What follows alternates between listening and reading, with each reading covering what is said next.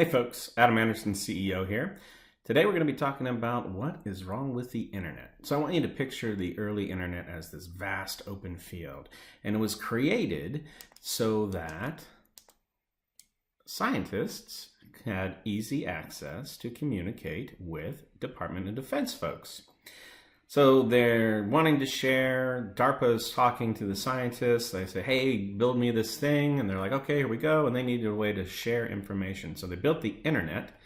And picture the internet as this big field filled with filing cabinets. And anyone from the Department of Defense or anyone who was worth one of these universities, by the way, University of Utah, go Utes, they were able to access the data. And it was all about speed and all about sharing, and anything that stopped that flow of information was gotten rid of, because after all, it was just a closed system.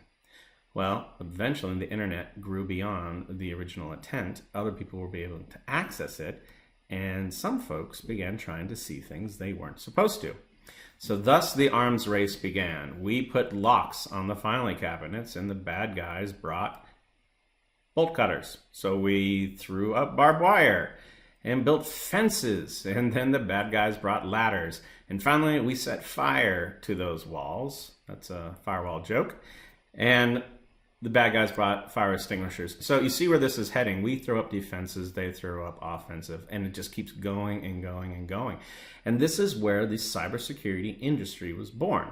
So we are not going to see the end of this until the underlying architecture of the internet is changed. And that's what blockchain is all about. That's what some of this cryptocurrency stuff is all about.